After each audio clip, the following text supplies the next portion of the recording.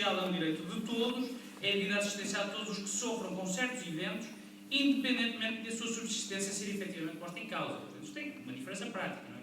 Se o indivíduo é rico e sofre um problema, num modelo tem assistência e no outro não. Bom, há, claro, modelos mistos, no rigor já quase não há modelos puros. A Constituição irlandesa ou a Constituição finlandesa são constituições que combinam isso tudo e a nossa, num certo sentido, também, apesar do artigo 63 parecer ter uma concepção assistencialista. Ora, qual é o problema do direito à segurança social? Bom, o grande problema do direito à segurança social é um problema de dinheiro. Já, ao que sei, foi-vos dito minimamente que há uma diferença, foi-vos dito, já saberão, que há uma diferença considerável de grau entre dois tipos de direitos que nós temos na nossa Constituição: os direitos, liberdades e garantias, aqueles que gozam de uma proteção reforçada e direta, e os direitos económicos, sociais e culturais, aqueles que têm uma condição, é a condição de ser possível. Não é? E nós, infelizmente, não vivemos num país, mas em nenhum sítio se vive num país onde se possa dar todas as condições a toda a gente, a todo o tempo. De tal forma que houve países nórdicos que tiveram que fazer declarações recentemente dizendo aos refugiados: atenção, este não é o paraíso que vos falo. O ministro norueguês fez uma declaração, inclusive no Facebook, dizendo: atenção, a Noruega não é o paraíso, temos dificuldades, não conseguimos ajudar toda a gente, por mais desejável que isso seja. E, portanto, a pergunta é: o que é que serve então a dizer que há direito à saúde, dizer que há direito à segurança social, dizer que há direito à habitação, direito ao trabalho, se são direitos sob reserva do possível? Em que é que isto se traduz para além do significado político? O que é que um jurista, e para dizer isto tem para um jurista?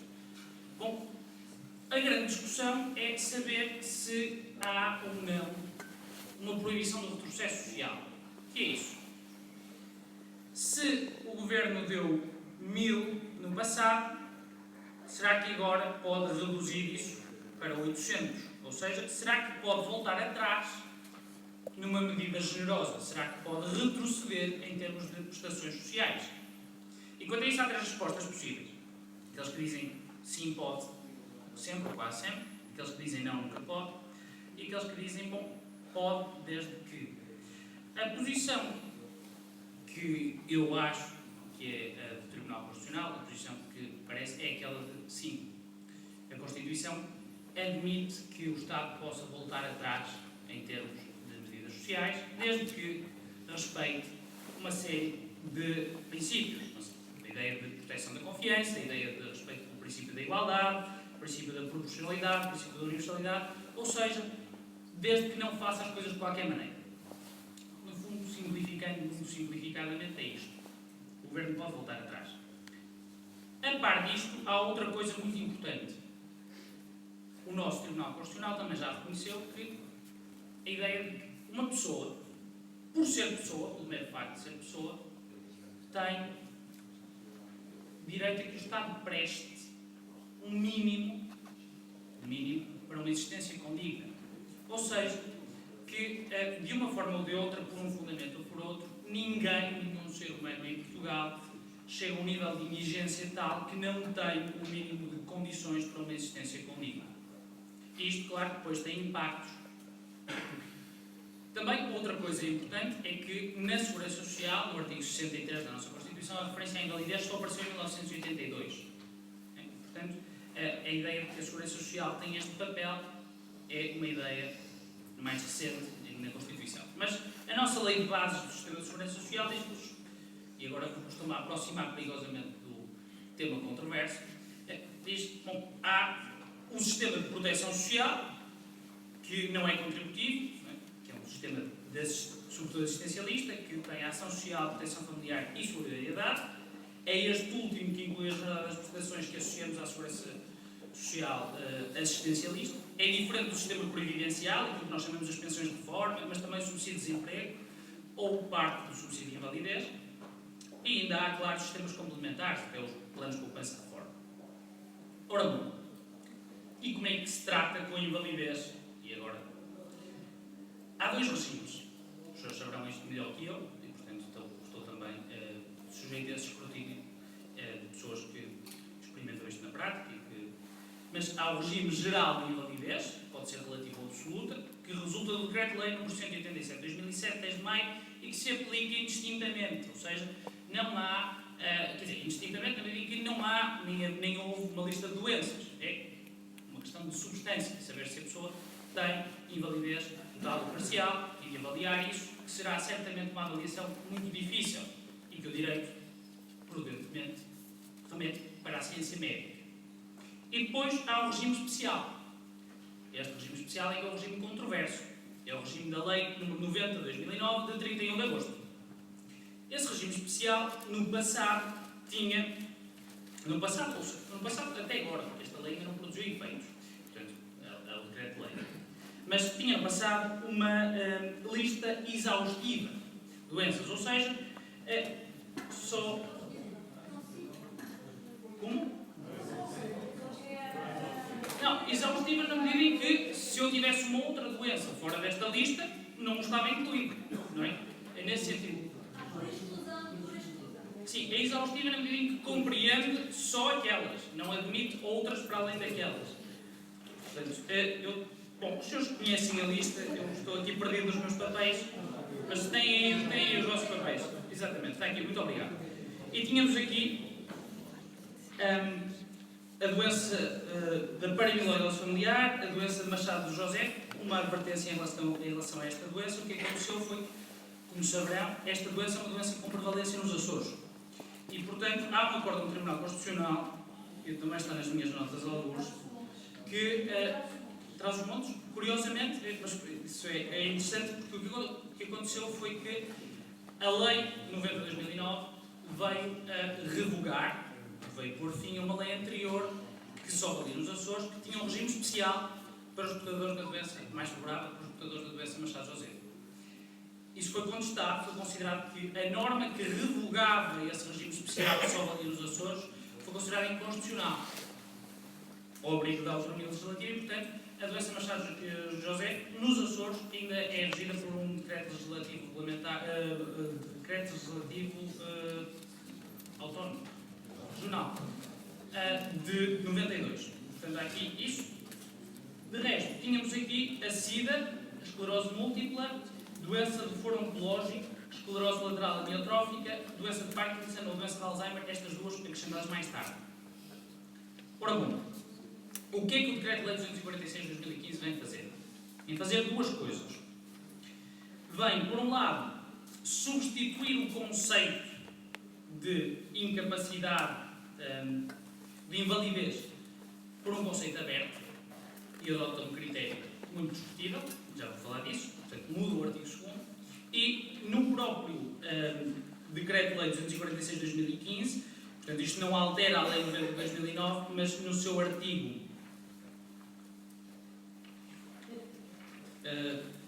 4º, manda aplicar a título experimental durante 6 meses a Tabela Nacional de Funcionalidades, essa Tabela Nacional de Funcionalidades constante de um despacho, que é o despacho número 102/18/2014 do Gabinete de Secretário de Estado Adjunto do Ministério da Saúde. A título experimental durante 6 meses. Ora bom, onde é que está a controvérsia e qual é o problema? Há alguma controvérsia em relação à aplicação a título experimental desta tabela, que é uma tabela baseada numa outra tabela da Organização Mundial de Saúde, dizendo que esta tabela visa avaliar a funcionalidade do indivíduo, não a sua falta de funcionalidade. Claro que isto é para ver quando se manda aplicar, imagino eu que seja com as devidas adaptações. O médico sabe dizer se isso é possível ou não, muito melhor do que eu. Esse é um ponto da controvérsia. Mas o segundo ponto da controvérsia, verdadeiramente, é o conceito aberto. Este conceito aberto é um conceito que acaba, portanto, com aquela lista de doenças, diz qualquer doença, mas exige que, clinicamente, se preveja que essa doença evolua para uma situação de dependência ou morte num período de 3 anos. E, portanto, eis a controvérsia. Há, portanto, mesmo em relação a este ponto do conceito aberto, duas coisas que eu gostava de separar. Por um lado, o facto de passarmos de uma lista taxativa, só aquelas doenças, para um conceito aberto. E depois, a discussão dos méritos e dos efeitos do critério escolhido. Acho que é de aplaudir passarmos para um critério aberto. Ou seja, qual é o problema de termos uma lista exaustiva? É um problema, desde logo, da chamada política da atenção. Pessoas que tenham doenças raras vão ter muito mais dificuldade em fazer pressão e em chamar a atenção para a necessidade de proteção especial daquela doença, comparável, pelo menos comparável, a outras que constem da lista. Além do mais, há outras doenças aqui incluídas na lista anterior que, claro que isto é sempre difícil comparar, mas que, na substância, tinham ou eram muito menos incapacitantes, ou podiam ser muito menos incapacitantes que outras que estavam fora da lista. Exemplos que me deram seria, a cirrose hepática ou a doença pulmonar obstrutiva crónica. Eram doenças que, certamente, na maior parte dos casos, são muito mais incapacitantes e não estão. E, portanto, parece-me que passar de uma lista exaustiva tem a vantagem de ser previsível e fácil de aplicar. Está diagnosticado, pronto. Outra tem a desvantagem de eu ter que recorrer a critérios gerais e, portanto, tem a desvantagem da incerteza. Tem a vantagem de eu considerar toda a gente que, na substância, mereça isto. E, portanto, eu acho que é um avanço passarmos de uma lista fechada para um critério aberto. E depois há o problema seguinte que eu quero tratar, para acabar, que são os méritos e o efeito do critério escolhido. Ora bom, o primeiro problema é que este critério é de muito difícil aplicação. Do ponto de vista, eu não sou médico, fui falar com médicos. Eles dizem, bom, do ponto de vista científico, nem sequer, tirando algumas doenças oncológicas, nem sequer todas, é possível prever, com base em estudos, qual é que é o comportamento ou a evolução a 3 anos. E depois frisam especialmente, há doenças, e isso eu tenho dados empíricos, infelizmente, de observar, doenças como Alzheimer e Parkinson podem ter um quadro de grande estabilidade ou um quadro de evolução muito rápido. Isso é imprevisível. E, portanto, prever num prazo de 3 anos é difícil. Depois há outro problema ainda, ligado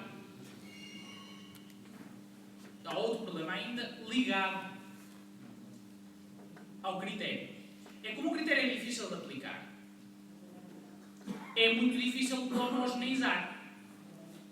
A partir de percentagem de doentes que se tornaram dependentes ou morreram passado 3 anos, é que se considera de prever que estes casos vão evoluir assim? Ninguém sabe. Mas, mesmo que se diga, bom, é 50%, esses estudos não existem. Então, é a minha percepção pessoal. E, portanto, podemos ter juntas médicas, ou quem quer que queira aplicar isto, com critérios médicos, especificamente, com critérios mais exigentes que outros, e tornar-se uma questão de sorte ou azar, de ver que médico é que a pessoa tem. E, portanto, é problemático também por aí. Bom, o que é que altera? O que é que esta mudança de critérios altera? Há mudanças reais, verdadeiramente. Exclusões.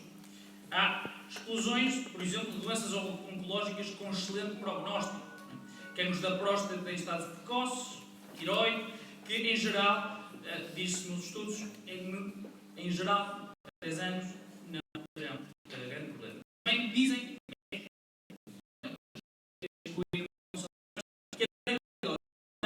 se receber adequadamente,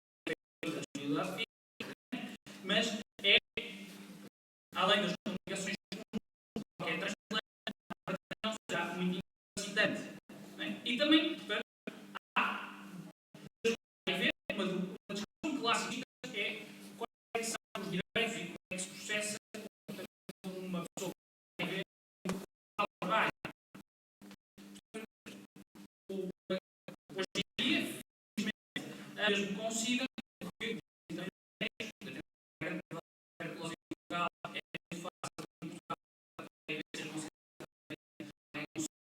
embora não tenha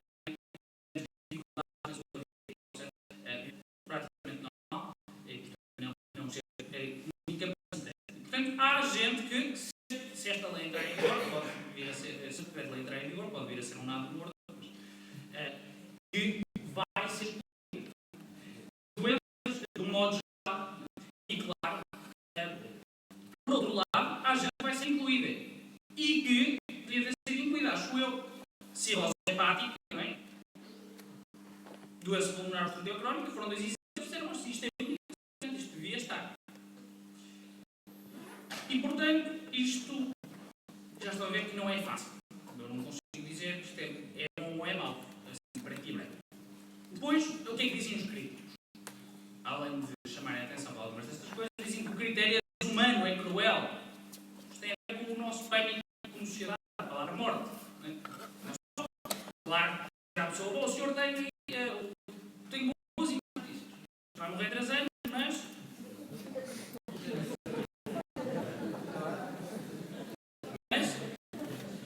claro,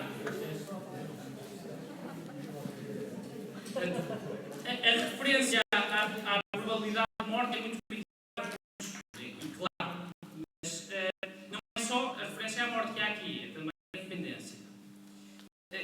E se nós estamos a falar da cidade, não sei qual é o melhor critério, mas eu percebo que o critério nunca seja uma coisa agradável. Depois, há outra crítica que se diz, não, isto é uma restrição, isto é um retrocesso social encapotado. Na verdade, o objetivo real deste decreto-lei é arranjar as pensões. Dizem que é para alargar o conceito, mas na verdade adotaram um requisito tão exigente que vai corresponder a um corte. Ora bom, em termos absolutos eu não acho que isto seja possível. Vão-se incluir tantas doenças que estavam fora daquela lista que depois também não sei, porque não sou médico, e mesmo os médicos dizem que não sabem, como é que isto vai ser aplicado na prática. E, portanto, não sei qual é o resultado final. Se isto chegar a ser aplicado. E, portanto, não é? Nós, até do ponto de vista constitucional, isto levanta questões muito interessantes. Saber se isto pode ser ou não considerado uma medida de retrocesso e nessa medida justificada, ou respeitando o princípio de igualdade. O princípio de igualdade é das coisas mais difíceis ou mais fáceis, como quiserem. Não é? O que é que eu concluo de ter analisado isto e de ter olhado para isto como um jurista que não tem mais ligações nem interesses em relação a isto? É que a abertura e este novo critério, passarmos de um conceito fechado para um conceito aberto, é um avanço. E, portanto, é de aplaudir. Também não estou convencido que a atuação do Governo ou do Estado, em geral, seja para fazer mal às pessoas. Não acho. Mas isso é uma convicção pessoal. E também não acho que este decreto-lei venha fazer mal às pessoas. Claro que tudo depende de como for aplicado e, portanto, há essa grande incógnita.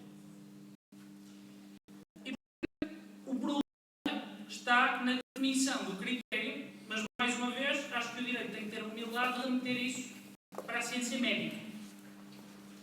E, portanto, para discutir o critério, eu gostava de ouvir a opinião de um médico. Qual é que seria um bom critério? Muito obrigado.